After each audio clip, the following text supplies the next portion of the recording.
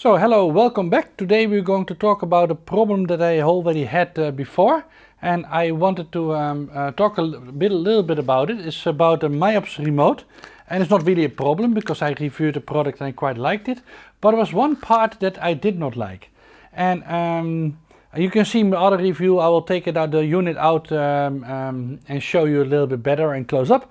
But the part that I didn't like was actually the cables. So these are the two included cables, and this one you don't have to use, but this is the one that you use for your Sony.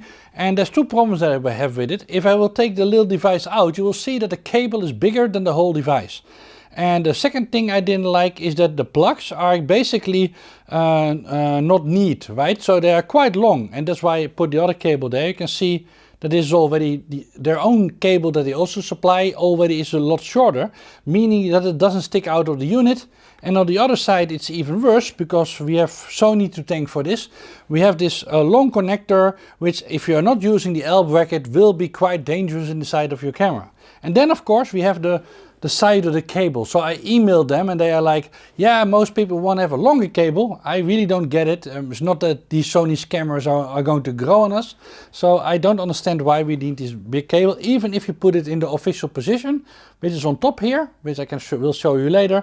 But I want to place it here, and then I actually need a much smaller cable. And you can already see that it's hooked up and it's blinking. You can turn it off, but it's blinking now. And let me first show you that it works. And I totally hid it now. So let me also do it so that you can actually see it. You can see that it's working fine with the smaller cable that I attached. And that's basically the reason why I'm making this video. Let me also do a time lapse. Oh, that's sorry. That is indeed a time lapse, but I want to do a long exposure. So it's on 5 seconds. Let me start it and you can see that it works. So at the end of this video I will show you also another trick that I've showed before, but nobody actually reacted on it, so I will show it again because I think it's a kind of a cool trick which might help you in another area. So let's first talk a little bit about this little cable. So I found several of these cables online. They are called S2 cables, so they basically follow Sony standard for this kind of a remote triggering cable. But the ones that I could find online were about the same price as this one, so about 20 euros, 15 euros, 18 euros, about that price range. And they are all kind of the same length and the same design. Until I was looking around and I remembered that Meike, which makes a grip for the a7iii, that also had this small cable going out to, because on these cameras, the older cameras, you can't connect the grip at the bottom, so you have to have a special cable with the Meike one, and it actually connects the same port, so the micro USB port, through the grip, and it had this small little cable. So I went online and actually I could order these cables, which was great. So I ordered them from Amazon Germany, but they're also on the UK one, and I'm guessing in America also quite easy to get. And there's two funny things about this cable. The first thing is that they are cheap. So they are 8 euros. I paid less than 8 euros actually. And the cool part about that, it comes with 2 of them. So you can see that this is very small, as you can see, because they made it to connect the body to the grip basically. So, but it's the same cable. So you can see 2 major differences already. You can see this one is even smaller, right? So it does not stick out of the unit. And also on the other side you can see that it's using an L construction. So again, much smaller. If you consider that you also have to bend this cable, right, kind of uncomfortably, then you can see the other side that this is a much nicer design to have in there. And you got 2 for the price of 1, or basically you can get 4 of them for the price of 1 of these other cables. So hopefully miops, I was talking to them also about the software, but also about this hardware problem that they had, or that they wanted to have a different cable. And they were going to look into it, and I will send them at least the solution I found. Maybe they can talk to their suppliers and in the future supply shorter cables. Because as you can see, now it's totally protected. I can't touch the whole device. So the whole device from miops is basically hidden in my L bracket, right? So if you're out and about in the evening, in my opinion, much safer. That's what I didn't like about this. So if this is hooked up like this, I already wrapped it around my lens, which was not really handy because my fingers were touching it. So I didn't know what to do with it. So I kind of already tried to force it in there. But I think this is, well, at least not comfortable for me, and I think it's dangerous. I think this is a much better solution.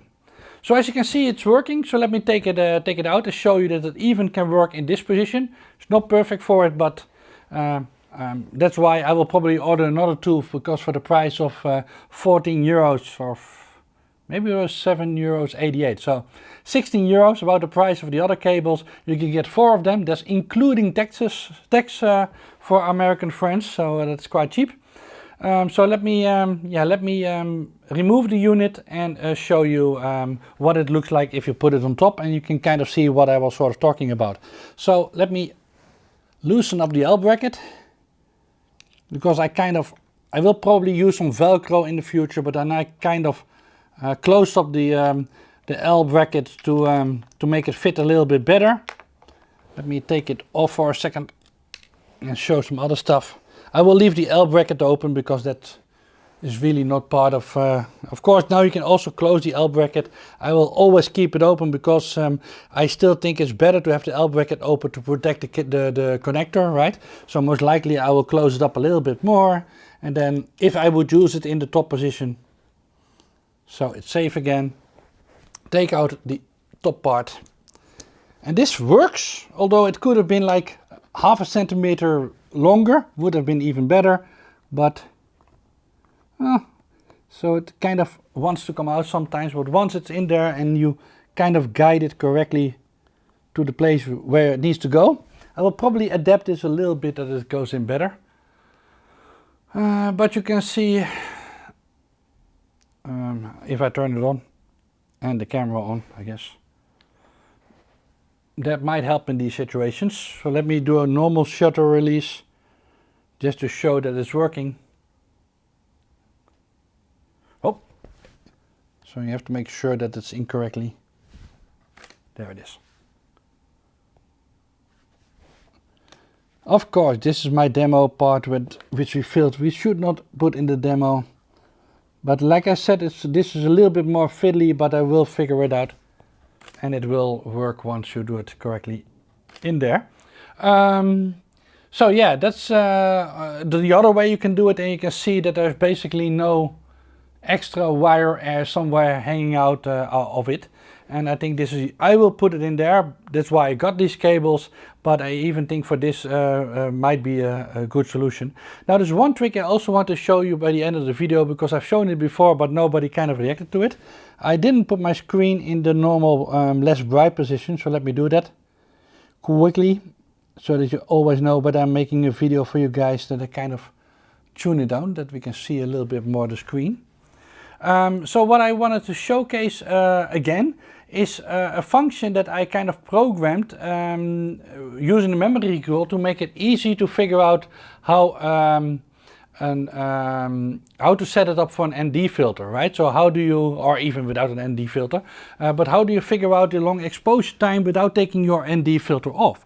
So what I did is that I programmed a button, and you can see in another video I'm showcasing it a little bit longer. I actually programmed the button to go to 6400 ISO. I will tell you why. And not a bulb setting, but on shutter priority. Let me think, yeah, on shutter priority, on aperture priority, so that I can basically figure out what the exposure time will be if I will put it on 6400. Well, why is that important? Because if you go from 6400 to 100 ISO, it's actually a very easy calculation. So if you get a prediction of you need to have an exposure of 2 seconds, that actually means 2 minutes exposure on ISO 100. So normally what you need to do, and again watch the other video if you are more interested in this, you need to sort of go into auto bulb mode. You'll figure out what your exposure time is, then you go back into bulb mode again. You have to do the dial, and you have to also switch from the ISO setting back to 100 to get this to work. And I kind of didn't like that, So what I did now is actually, we can see that we are now in bulb mode, right? But if I press the C3 button, you'll see using the memory recall button, so the same one I showed you before, if I press this one it goes into, oops, I want to shoot high frame rate, and if something happens outside, so the oops button. So I also have a video on that, if you want to see that. But I programmed the same one, basically to override the bulb mode, because then I can see my measurements again, right? And to go to the higher ISO. So if I go to ISO 100, of course everything will be dark, right? So 22, 100, we have no idea what the exposure time is going to be, right? It's going to be dark. So what you can do now, if by pressing this button, it will do three things basically. You'll see that it automatically goes to, from manual mode, goes to aperture mode. It goes out of bulb mode and into the normal time, allow the time to be decided, because we are in aperture mode. And it will put the ISO on 100. Hopefully you can see this. Let me turn it up. So if I press this button, you will see that it actually now tells me at ISO 6400 I need to have 2 seconds to have a correct exposure, and I'm also using the same button at the same time, as you can see, to already focus the camera. So just by pressing this button at night, you can see it focus tells me 2 seconds, so basically that means 2 minutes at ISO 100, right? Which I think for this demonstration is a little bit too long. So what we will do is we'll bring the aperture down. So let's bring it to f9. So it now tells me 1/3 of a second. Now let me make it a bit, let's go for around a minute. Okay, here we go. So it now tells me 1 minute, sorry, 1 second, 1.3 seconds. Did you see it there? Hopefully you do. So what I do now is take the unit. But it is recording again because I made a mistake. So I put it correctly now at 1 minute 30. So you can see it now in the display, hopefully. So now if I turn on the device, again I will press the button to check my time, right? It tells me 1 second, 1.3 seconds at 6400. Now if I drop it, you can see automatic jumping back to 100 and in bulb mode. So 1.3 seconds is 1.3 minutes. So yeah, let's get going. It's on sharp now. Start it up and you can see that it goes into this mode. And now we need to talk for 1 minute and 30 seconds. You just saw that I made a weird sort of cut in my video because I didn't want to redo it again. So at some point I will figure out where to cut to this part of the video. Yeah, so you can see the whole video I didn't want to do again. Because I think the part about the cable was quite clear, right? So if somebody else finds another cable which is closer, maybe a little bit longer, yeah, please tell me. I already kind of liked this solution. Yeah, so again, let me also show the box while we are waiting. Meike mk-sl01, and it's basically, if you I think search for replacement cables for the Meike a6500 cable, you will also find it. But I will put a description in the video. So we still have about 30 seconds to go, because 1.5 minutes is quite long, and then it's also going to process for 1.5 minutes. So I'm not sure what to do, because you're either still watching or you already left me. I guess we can talk a little bit about the next project I'm going to do. So the next thing I'm still waiting for is basically, lots of people are now getting the grip that I was using, right? So the SmallRig, not grip, but L bracket. And I'm slowly trying to figure out how to make it a little bit nicer. And in fact, they are being, oh, well, this is done, it's now processing, so that's good. And I'm also slowly, although please don't take this the wrong way, but I'm also slowly talking to SmallRig about a possible redesign, simply because if something is selling well, and this is actually selling very well according to SmallRig, then probably in a few months they will start thinking about, hey, how can we improve it, and how can we make a second version of it. And although lots of people seem to be happy with it, there are also some people who say, well, that could be better and that could be a little bit better. And so maybe we'll make a second version of this L bracket. So you heard it here first, and they will probably blame me if I told you this, but it's also not really surprising, because if you look at their other products, so let's say for example the a6500 cage that they make, which is very popular, they're already on version number 4. So okay, it's now processing for 1.5 minutes. I still put my noise reduction on, which is not really needed, but that means that we have to talk for another 1.5 minutes.